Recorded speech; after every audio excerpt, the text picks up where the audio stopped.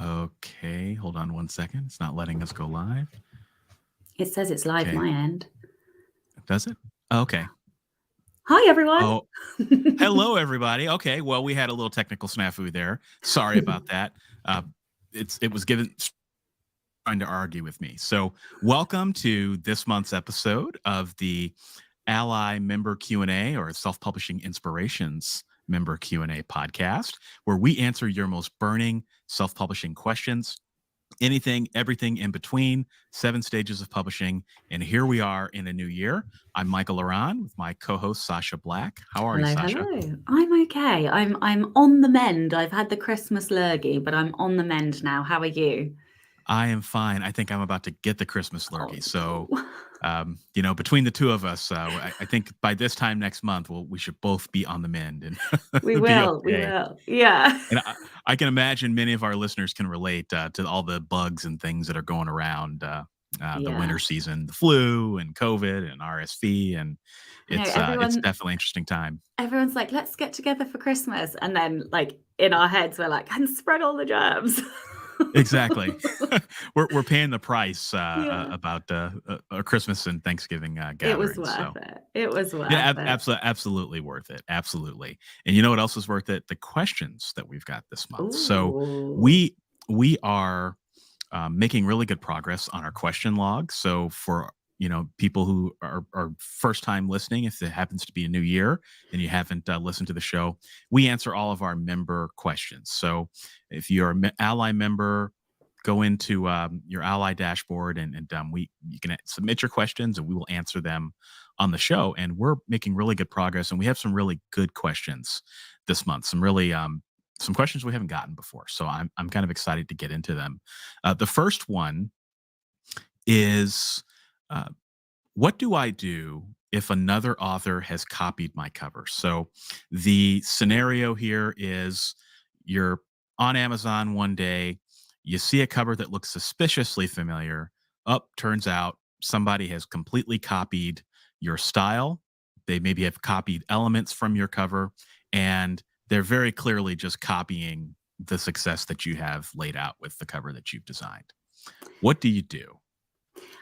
That's a tricky one, isn't it? Because there are in a genre, there are expectations for a cover.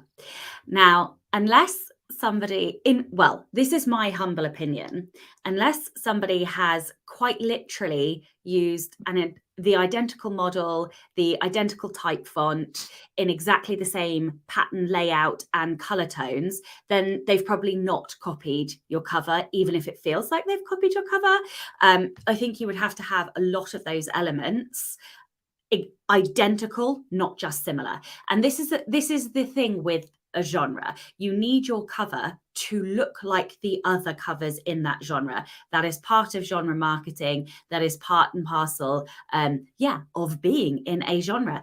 When you walk into a bookstore as a reader, you can usually identify where your books are in that store by the tone and coloring of all of the books on the shelves. So like, the young adult section because it's bright and bold colors and primary colors and there's cartoons or whatever. When you're in the crime section because it's a lot darker, there's a lot of black covers, there's a lot of silhouettes on the front, clean fonts. You go to the fantasy section and it's a myriad of different types of things, but all the fonts are usually much swirlier. Maybe they're so this is the problem, and I think you would be hard pressed to do any kind of legal action on a cover unless it truly was a like for like and they had literally ripped off your cover. But I don't know where you stand on that. Yeah, no, I think what you said is right. It's difficult to take legal action. I think we can draw a very clear line between copyright infringement of a cover and plagiarism. So, every once in a while, I guess over the last decade, I see this happen from time to time, that there's somebody that does a cover that is kind of revolutionary for the genre. Like Yeah. it's just distinctive. It's got that it factor. You've never really seen anything like it before, and it's a successful book as a result. And then what you see is a ton of people come out with covers that look exactly like that, or they kind of cop the style of that person. And I think every genre has got that book where people are copying. That's one thing. I think if you're literally stealing, um, like you said, fonts, and I've even seen people steal like exact elements from the cover. If there's like an illustrated cover and there's a dragon on it, I've seen them take that same illustration of a dragon, which is kind of crazy. Now they're stock photos, and technically anyone can use the same stock photo Yeah, on a cover. I've But seen a particular model used multiple times with urban fantasy covers, yes, like a particular girl, and yeah, I'm like, "Oh, there's another one of those ones," and it's yeah, exactly the yeah, same model. But this is how these Shutterstock and different, deposit photos, this is how they make their money. They resell the same images with licenses, so anybody can use them. correct. So, yeah, sorry, I interrupted, but yeah. No, no, no. You're absolutely right. Yeah, there's Shutterstock, which you don't have. You don't have any control over that. But I've seen people rip off some illustrations too. So that's where it's like it was illustrated for that one particular author, Oh, and wow. Yeah. somebody has they ripped elements from the illustration. So I think you have to look at it, kind of do the calculus, figure out are they just copycatting, or are they really infringing on your copyright? And that's where you can submit requests to the retailers, for them Yeah. to evaluate it. And if they feel that it's serious, then I have seen Amazon and others take some books down as a result. But that's pretty rare. Yeah, and I think if there were issues with the contents of the books, you would be more likely to see action taken to do something about that than the covers, unless, like we've said, they are literally identical.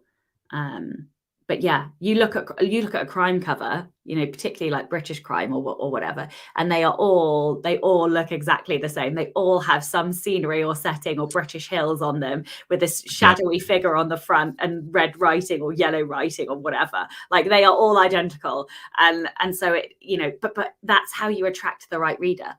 So exactly. in some ways, it's actually just good marketing.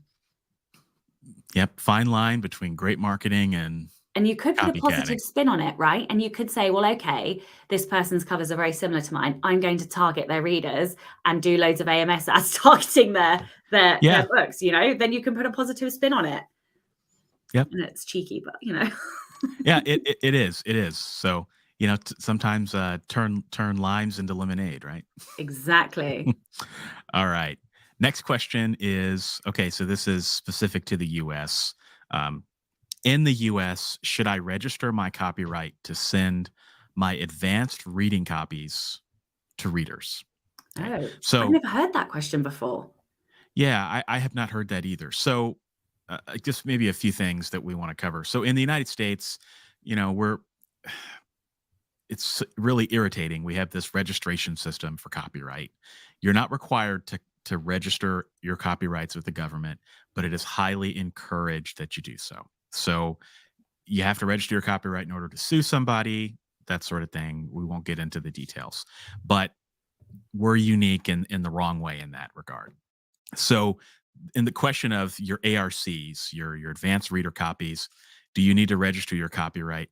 To me, I don't think you need to register your copyright to send your advanced reader copies to your readers. If you're gonna register your copyright, I would do it because you're gonna register your copyright, right? Um, what just because you're sending out ARCs to other people really has nothing to me has nothing to do with the equation. One, because you've got a copyright notice. Two, because they're your readers. You kind of have to trust your readers to not go out and try to infringe your copyrights or steal your work. You There is such a thing as coming across as um, a bit of a jerk in this regard with copyrights and readers and things like that. I don't think that you need to do that for ARCs. Sacha, what do you think? It's tricky for me because we don't have the same pressure to register copyright in the UK as people in the US. Mm, So I would never do that. But that's purely because it's just not the same in the UK as it is in the US. I would say that under any law, in the moment you finish the work, the copyright is yours anyway. So I would say to send them out and just apply for the copyright as soon as you can, because once it's going through process, you would have evidence to say that you have put it through. So even if it's not come back to you yet, you've taken the action to register. So I wouldn't slow your marketing process down. I would get the books out. Yeah, I mean, the reasons to register copyright again are because you want to sue someone for infringing on your copyright. You have to be registered. Your work has to be registered for you to do that. That's really the main thing. Some people think, you can register your work to kind of help prove ownership of the work. It's not necessarily the case, but it can be expensive too. I mean, you've got to pay, chunk of change with every book that you publish. Some people don't have the appetite for that. Sometimes that might be a little bit more expensive than what people can pay. And so I would just encourage people, if you're going to register the copyright to your work anyway, register the copyright to your work. Mm. I don't think you need to register your copyright just because you are sending out an ARC copy. Like that, to me, they're not congruous. That's all. So if you were already going to do it, then do it. There's no, I think if you can afford it, there's no disadvantage to registering your copyright. But otherwise, I don't think you need to. But better safe than sorry. Okay, next question is, does ALLi offer access to scriptwriters? So if you're writing a film or wanting to break into the film industry, the answer to that is no, we do not, unfortunately, that I know of. Not that I know of either. We're focused primarily on authors and novelists and writers of books. But if that ever changes, we'll definitely let the community know. Yeah.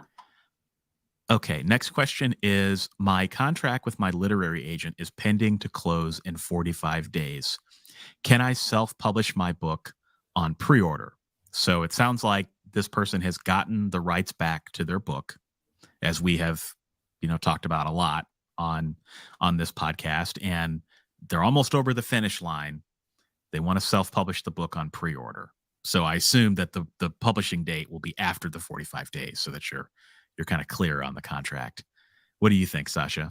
If they are not earning royalties, then whilst they are so if the agent hasn't sold the book and they are self-publishing the book, they won't have to give the agent any money, because the only time you pay an agent is when the agent has done work for you. So they would have to sell the book, unless your contract said that your agent would take 15% even of your self-published works. But I have never heard of that in a contract. Happen. No. Yeah. Oh my goodness me. Mm-hmm. Yeah. So read your contract. That's the answer. Yeah, that is the answer. Read your contract. See what you can. See what you can't do. If you've got that tricky little agency clause in there, then you got to be careful. But if you don't, and it's clear, and all parties are in understanding of what is going on with the rights reversion, and there is a set date, then I would do it. Yeah, but I am slightly confused, because an agent wouldn't hold rights to a book anyway. A publisher would hold the rights, not so. Yeah, but the agency clause basically gives the agent a claim to 15% of the royalties.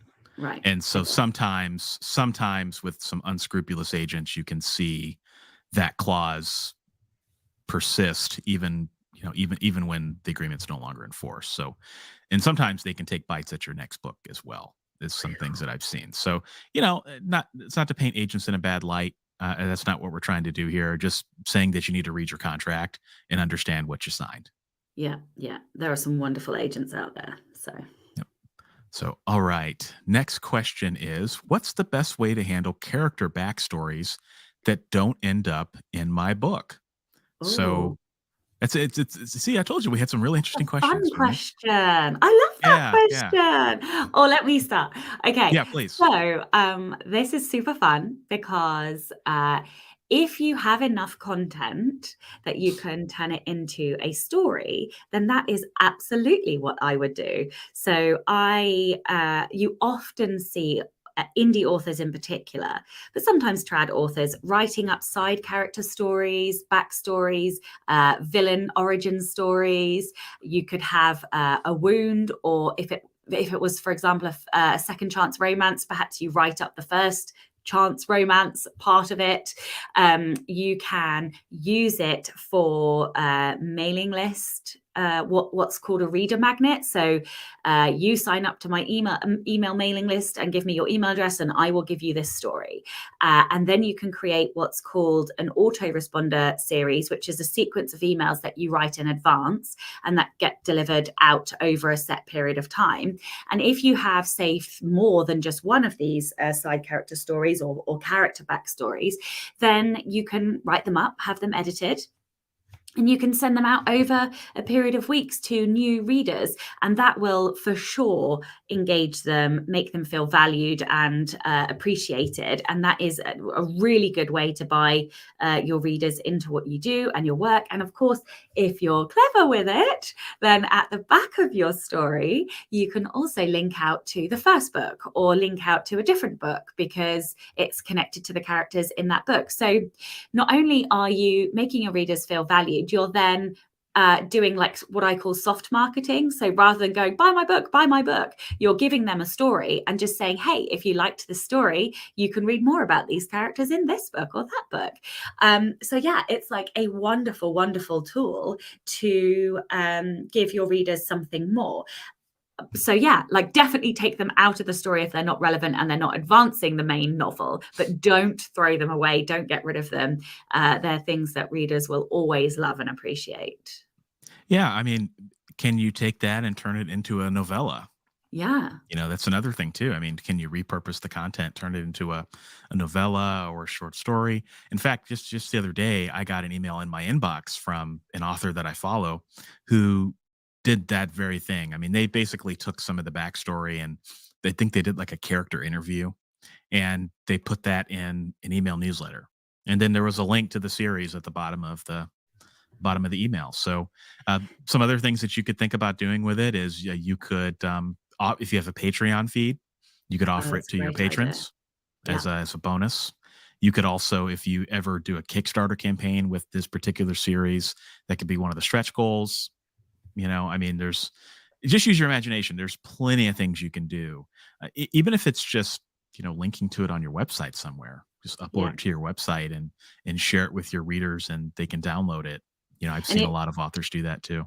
if you do like book fairs or like fairs, reader fairs, I don't know quite what they're called, the name. I think it's a book fair, Yeah, isn't it? yeah, Like book fairs, yeah. a book fair, but not like the London Book Fair. I mean, like the reader end of the book fairs. You could always print them in little chat books and give them away for free. You could do a small print run of chat books, which would be very cheap to do, and Yep. then give them away and make sure you put like a QR code on the back where they can get more or they can find out a book or whatever. So yeah, use it to your advantage as marketing. Like I always think it's you're a very lucky author if you do come out the other end of having finished a book with additional material. I never do. I underwrite chronically. So I have to edit my books longer. So there's never any spare words. So yeah, I'm always very jealous when people do this. I have to intentionally write the additional content. So yeah, I just finished a prequel actually this week. So that's why I love this question so much. It's so timely. Yeah, awesome. Yeah, lots of really good ideas. And Yeah. like I said, sky is the limit. And sometimes the most interesting and effective way is the one that's the most out of the box, and that doesn't mean you have to spend a lot of money or any money, for Yeah. example. So it's cool.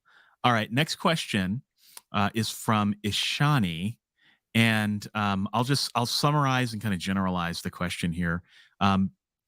Can you recommend the best place to find a designer to design a publishing imprint logo and come up with a style and a brand for a name? So branding, where do you go? You know, we talk all the time about where to go for cover design. Yeah. Where do you go for author branding Well, designs? funnily enough, most designers will actually do this for you. Mibla are a partner member of ALLi, and and apologies to any other partner, they're just the first person that came to my head. But Mibla have a service where they'll do a whole branding package, and I think it's about $150. And obviously, you can go to any of our partners and have a look on their websites to see, but quite often a designer who does cover designs will also do logos. Not all of them, of course. You will have to look at their services and what they provide, but many of them do. And so I would always encourage you to look at our ratings and our trusted approved partner services list first and foremost.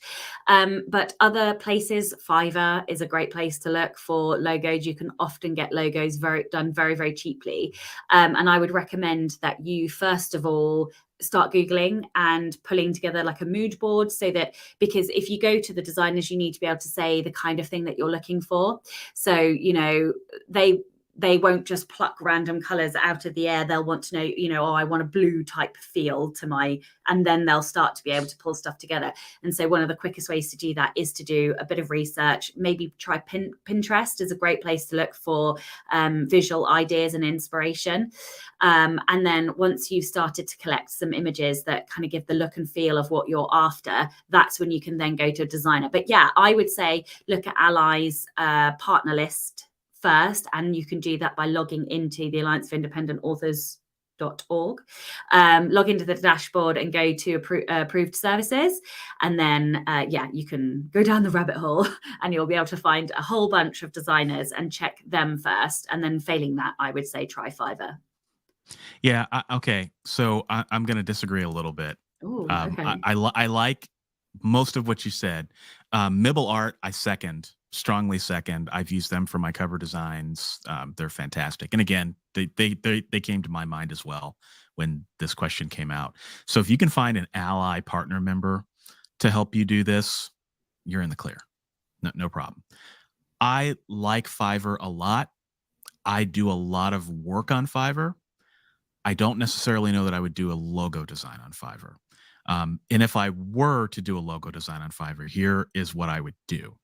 There are some issues with, and this is not Fiverr's fault, but there are some issues with Fiverr with people who design logos that are not actually theirs. You know, either stolen logos or copyright infringement.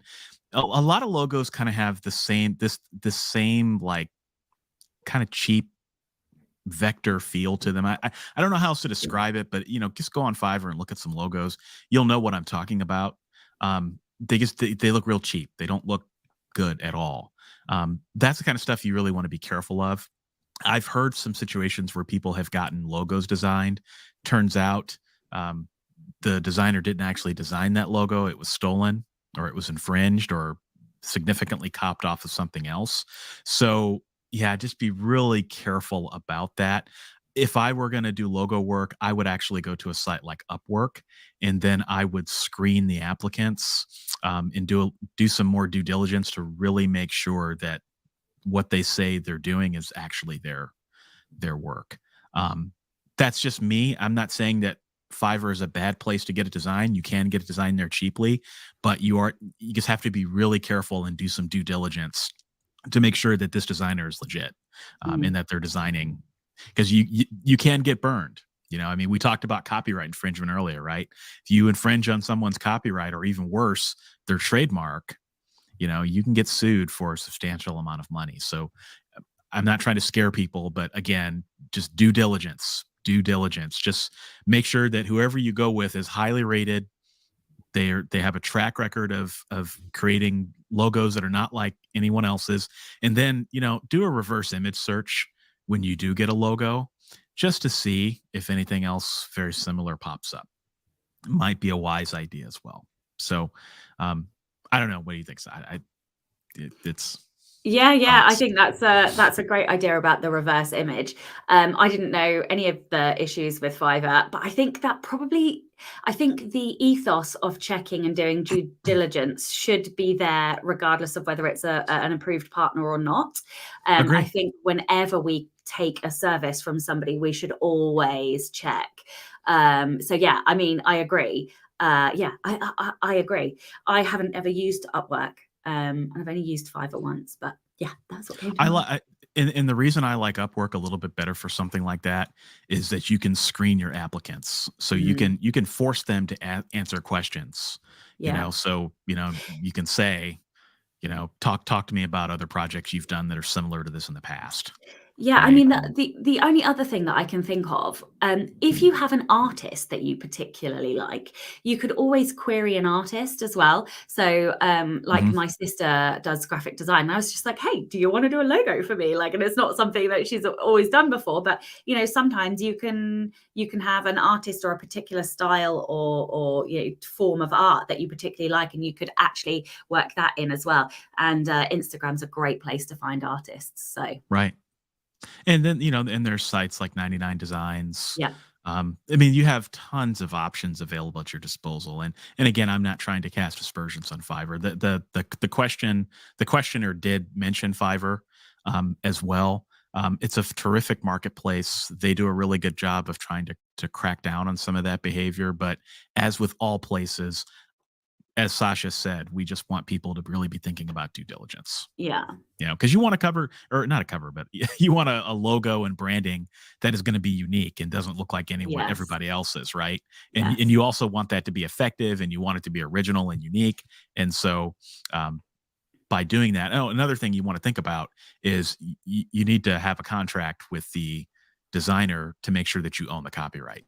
Oh, that's a great point. Yeah. Don't get a logo designed and then don't settle that, because as we've talked about before on the show, if you don't say that you own the copyright, then the designer owns the copyright. Now, fun fact that a lot of people probably don't know is sites like Fiverr and Upwork, if you read the terms of service, it actually says that the copyright transfers to the buyer. Oh, So that's handy. that is one good reason to use Fiverr, is that any work you do, you get done with Fiverr, creatively, whether it be a cover or branding. Um, my understanding in the terms of service is that it transfers to the buyer. So that's Yeah, something that's that you great. don't necessarily have to worry about. Yeah. So, but whatever you use, make sure you account for that in your calculus somewhere, because you don't want to create branding somewhere and then all of a sudden the designers say, you know what, I don't like your politics, or I don't like that interview you gave with Sasha Black. I'm taking my copyright back. I'm revoking my license. Yeah. That'd be pretty detrimental to your author business. So Yeah. make sure you tie that, cross those T's and dot those I's, or as I like to say, cross those I's and dot those T's. Yeah. Okay. All right. Next question is. So this is a bit of a long one, but I'll paraphrase it as best I can. Sasha, I know you have an answer for this one. Please explain the lawyer services provided to members and give their contact information. Um, well, we can't do that, but also provide some details on how to sign up for ALLi's selective rights licensing services. Okay. So it's not quite, it doesn't work quite how this person's asking. If you have a contractual query and you have a contract that needs reading, or you need help with a contract, you can contact the rights desk. And you can do that basically by going through exactly the same normal channel that we always do. Michael, where's the contact form? Oh, okay. Yeah. I knew you were going to ask me Yeah. that. Why don't you keep talking, and I'll keep talking. That's a I'm great idea.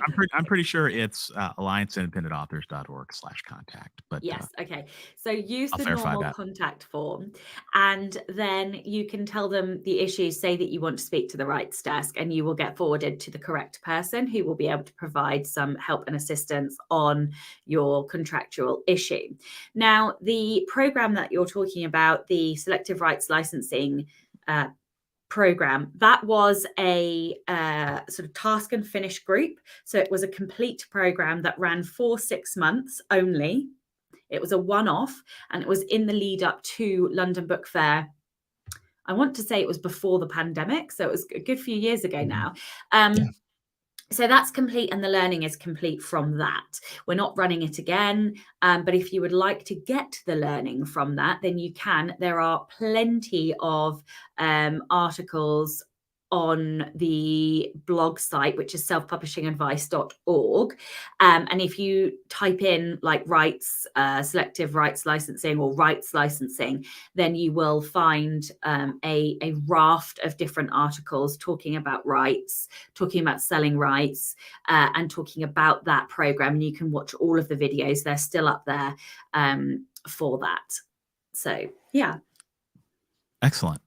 All right. Next question is there a standard disclaimer that can be used in the copyright page of nonfiction books to state that they are general advice only? I've been looking at examples and they are all so different. This book that I'm writing is general in nature, and the format uses coaching questions and considerations in order to help people make decisions. There's no medical or financial or legal advice. What do you think, Sacha? So I don't think there are any standard copyright notices. There's key phrasing that is pretty similar, I would say, across a lot of books, but there is no as well. And you are a better person to answer this, but to my knowledge, there's no legal clause or terminology that is a standard that would be expected to go in there. So what I tend to do is I tend to look in half a dozen books and combine them into what I think is the best sounding copyright page. And we have also published an article recently, in fact, on copyright pages. And I believe we actually used one of your books in that. So I don't know, I could be wrong. Cool. But yeah, so we can put that link in the show notes because there are a multitude of different ways you can slice this cake. But basically, there is no legal standard, and so you can write whatever you want to cover off. Essentially, I would say.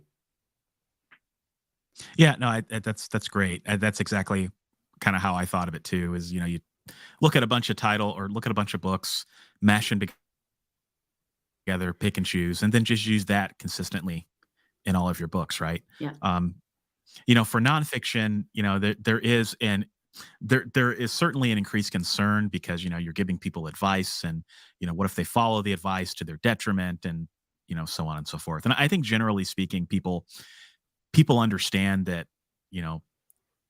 the advice in a book is not financial or legal advice, unless you're crossing some sort of ethical line, right? So like, in the books that I write, I'm always very careful to explain that nothing I share is legal advice, right? Yeah, well, you can write that statement as well up front, you can like write in the that in the intro. book. Yeah. Yeah, you can write it in the intro, and then you can reiterate it throughout the book as well. That might also give you some additional insurance, so to speak. But there's no right or wrong way to do it. I think even if you consulted with attorneys, I think you consult with 10 different attorneys, I think you'd get 10 different answers about what should be on your copyright page. So I would follow Sacha's advice, do what feels right, and mention it in your book as well, in the text of the book, if there's a particular section that maybe you have some concerns about, and I think you'll be okay. Yeah. Okay. Next question is, and let us know if we interpreted this question properly. This is from member Trevor. What are the repercussions of placing a paperback with Kindle on Amazon and a hardcover with Lulu? So to paraphrase, I want to publish my paperback on Amazon, KDP print, and I want to publish my hardcover with Lulu. I don't know why you would want to do that, but maybe there's something with the hardcover that's more attractive with Lulu, right? Yeah. I guess I would say there's repercussions. I mean, other than the royalty structures and the fact that you've got to use two different dashboards, to me would be the first thing I probably would think about. But if there is a reason that you want to use Lulu as opposed to KDP print for hardcovers, I think that's your decision. Just be prepared to understand, what the pricing structure is. Understand the nuances of both dashboards, that sort of thing. But I don't, off the top of my head, I don't necessarily think there's a negative repercussion. What do you No. think, Sacha? No, I don't think so. As long as you understand that Amazon always prioritizes Amazon published books. So, for example, I publish my hardbacks with Ingram Spark because I like the fancy jackets that go with them. And so quite often it takes an awful lot longer for the information to populate. It takes longer for the cover to come over and go onto the sales page. Although once they do come over, they all sync up quite quickly. But just, that's probably one of the downsides if you are publishing one with the other. But in terms of, like, I wasn't sure if this question was about KU and exclusivity. Because sometimes that gets confused, but exclusivity with KU is only for your ebook. So you can actually publish your paperback with whoever you like. And the other thing to say is make sure, well, if you can, that you will have to, I think, but you'll need an ISBN, one for the hardback and a different one for the paperback. So that's another thing just to think about. We've got an ISBN guide as well. If you remember, you can download that. So there are sometimes issues with Amazon KDP Print and Ingram Spark with paperbacks and where you load it first. But broadly speaking, I can't see any issue with doing this. Yeah. Yep. Maybe other thing, one other thing is to print a copy. Is to print a proof copy of each so you can see the quality and then make the decision that way. Yeah, quality is another aspect that we didn't cover. So look at the quality, compare the quality, between the two services and figure out which one readers would like the most. Although I would probably hazard a guess that it's going to be pretty similar between the two. So, I mean, Lulu's been around a long time. KDP Print has been around a long time. So, I mean, just look at all of the elements and just kind of figure out what you want to do. Okay. Next question is one that we get from time to time. It's kind of an unfortunate question if it happens, but the question is, what do I do if Amazon terminates my account? So this happens from time to time, and that there are various reasons that Amazon sometimes does this. Sometimes there's a human on the other end that determines that your account needs to be canceled. More often than not, from what I can tell, it's usually an algorithm. So sometimes your book could get caught up in a sweep of people that might be doing something that's unscrupulous, and your book looks like it could be, and so the algorithm flags you as a result. It's a terrible situation to be in. I've known authors personally that have been in this situation. And so the advice that I would give is if Amazon terminates your account, I think the first thing you need to figure out is why they terminated your account. Were you following all the terms of service that you should have been, which 99% of people are? So if the answer to that is yes, if you were following the terms of service, I would write them and just try to get some sort of explanation and understand that sometimes you are going to feel like you're doing karate against a brick wall. I mean, that's the best way to kind of describe it. You're going to get form letter responses. Eventually, maybe, you may not get a response at all. So the thing to do is to be persistent and to continue doing it and lay out the facts of your case, of why you think that your account should be restored. If you really are struggling with this and you feel like you're in the right and you haven't done anything that has violated their services and you're an ALLi member, please write us in confidence. Oh, and Sacha, that link was correct. It is allianceindependentauthors.org/contact. Give us your member number. Tell us the details of what's going on. And ALLi does have a relationship with KDP where we can try to advocate on your behalf. Certainly no promises, but if you get to the end of the road and you feel like you're not getting any other progress, that is an avenue that you can follow as well, which is another great reason to be a member if you're not a member. But Mhm. first thing, most important, just make sure if you haven't done it, read the KDP terms of service. It's nobody likes to do it, but just read the terms of service, make sure you understand it, and then abide by it by the letter. And if you do that, you shouldn't have any problems. Where people get in trouble sometimes is where there's a guideline that's kind of a gray area, and so a lot of people sometimes take advantage of it, and then Amazon wakes up one day, decides, nope, we're not going to allow that, and then you get caught up in it. So just read the terms of service, abide by the terms of service, even if, it's kind of like your parents said, when you were a kid, if Timmy and Jamie jumped off a bridge, would you jump off a bridge too? No, you wouldn't. So this is one area where you want to follow the rules. Yeah. All right. So just follow the rules. And if you do that, then, hopefully sometimes accounts can get caught up in, a bust. I don't know what another way to say it, but sometimes your account could be wrongfully terminated for reasons that are not your own. And so if that happens, just follow the steps that we talked about, and pretty optimistic that you'll get a good result. But it is frustrating. It is scary. And there's a lot of emotions that can go with something like that. So just be careful and just be persistent if it does happen to you. Okay. The next question is, let's see. Okay. Next question is from Graham. I started placing my books through Ingram this year. How do I increase my sales in this area? So paperback sales distribution through Ingram, which is great, Graham. Good on you for doing that. That's fantastic. Getting your books distributed through Ingram Spark. So now, anybody anywhere in the world can order your books if they want to.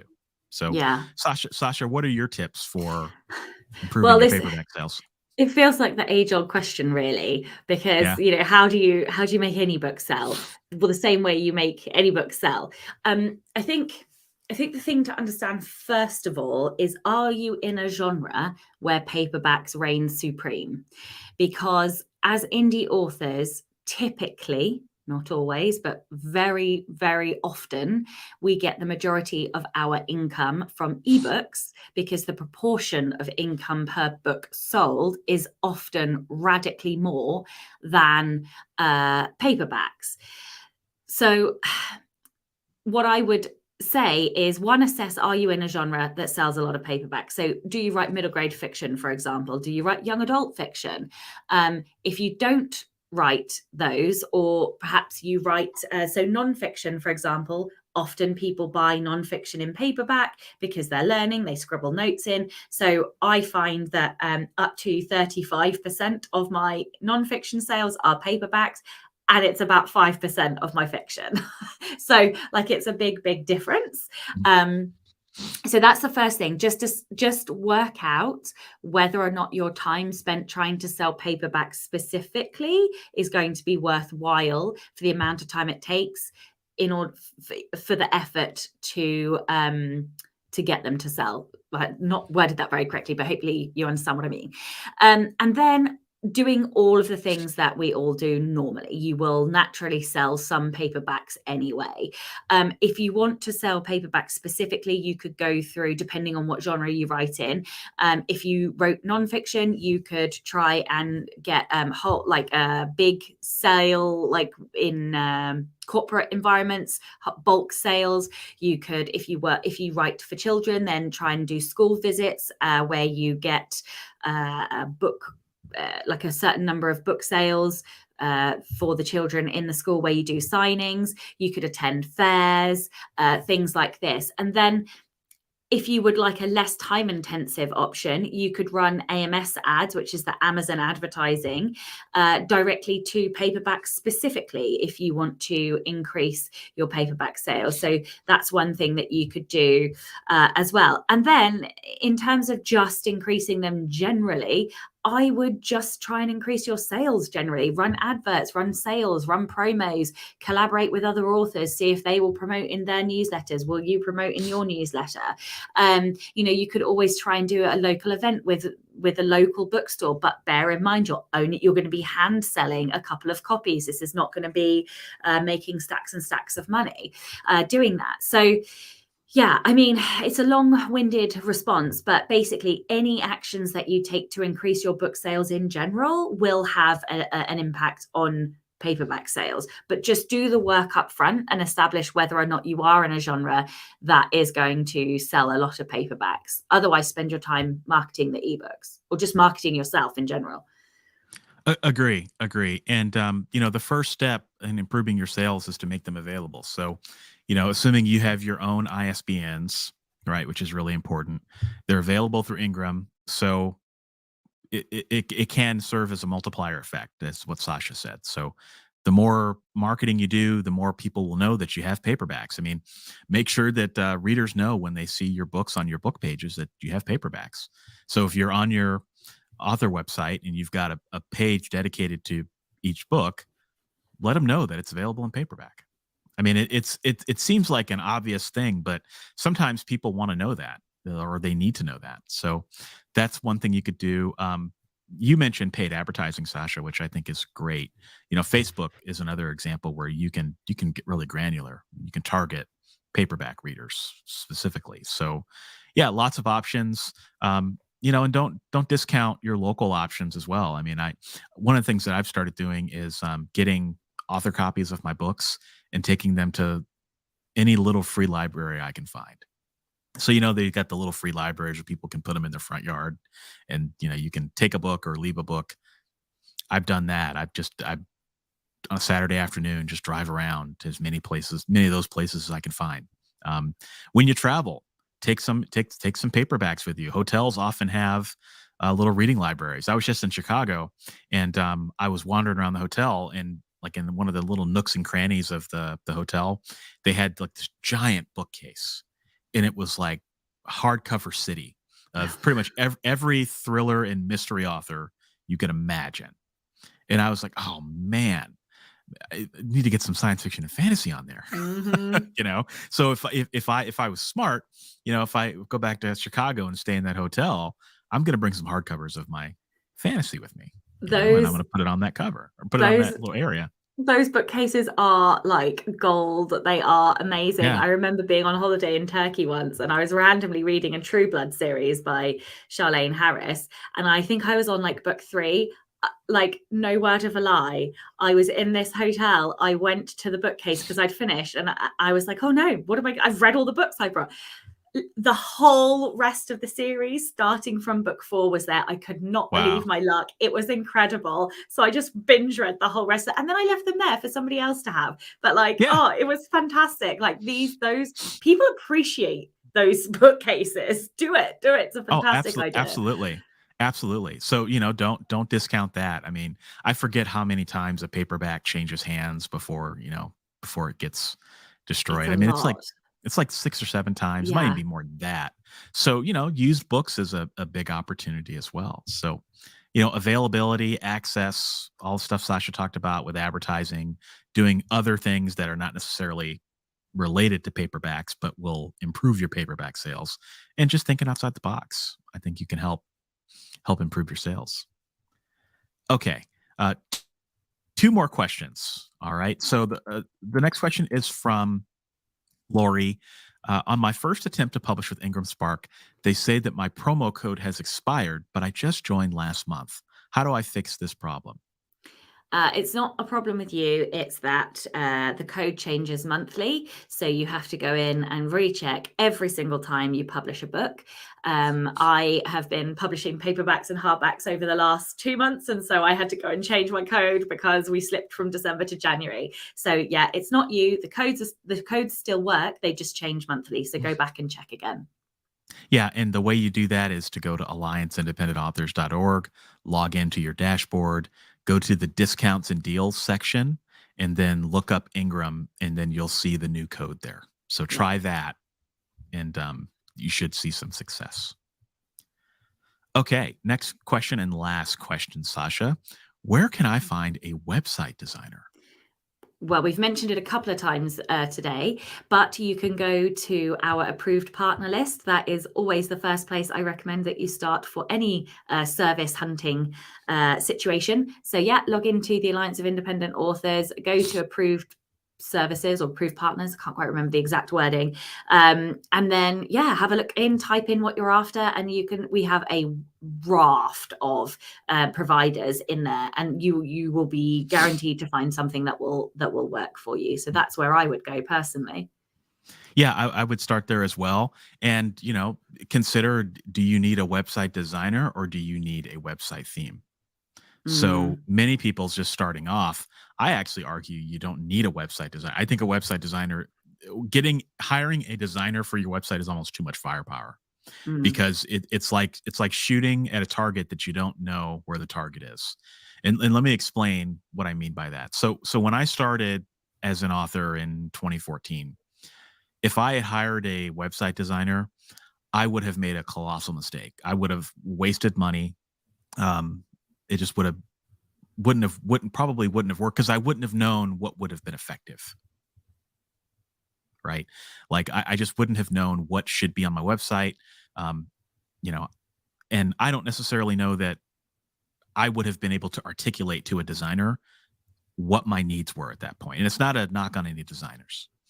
But probably 2, 3 years, 4 years in, I got a lot more data about who was visiting my website, what was important to them, the types of pages that they wanted to see, and the types of things that they were clicking on.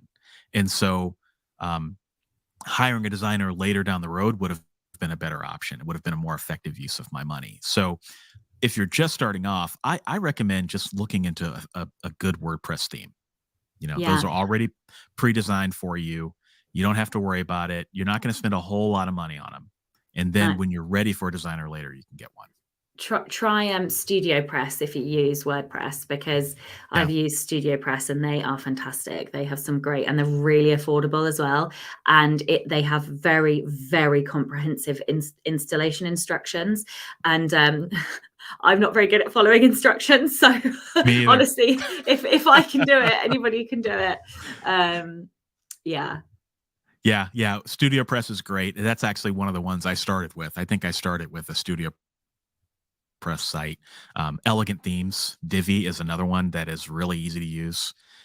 So there's lots of kind of done for you designs. Now with that, you get convenience, but you can't really customize it a whole lot. There are some designers that do work with StudioPress and Elegant Themes though, where you can hire them down the road and they can just design something on top of what you already have. So there's lots of options. But when I first started off as an author, I didn't know what those options were. Like I thought, you actually had to have a programmer design your website from the ground up. And it's just not like that anymore. So I recommend people start with a theme. Once you've started to publish a few books and you understand the nature of your readers and what people are resonating with on your site, then shell out a designer. It'll just make your money go a lot further. That's Michael Ron's opinion. So okay. Well, Sacha, another month. We made it. We did it. Yeah. Thank you all for the amazing questions. And don't forget, if you're an ALLi member, you can ask your questions at allianceindependentauthors.org. Just log in and there is a link on the dashboard where you can submit your question. And, you just might see it answered live here on the show. All right. So with that, Sacha, you are going to be on holiday next month. So Orna will be with me next month. Enjoy. So, don't miss me too much. I don't think we're going to be able to do this. I know. I think we might just have to cancel. No, I'm just kidding. Just kidding. Orna will be here. So it'll be me and Orna again next month. All right. And I think it's on Valentine's Day. So we may have to do a special theme, like what to get your spouse if you're an author for Valentine's Day. Be a spouse for putting up with all the sitting in the room alone and making stuff up, right? So and all the typing on the keyboard. Exactly. So this is just a PSA. It's going to come up on you quick. Make sure you get those Valentines, folks. Well, all right. Well, we'll go ahead and end it. Thank you again for listening to the Self-Publishing Advice and Inspirations Podcast, member Q&A podcast. We will talk to you next month, and happy writing, everyone. Bye.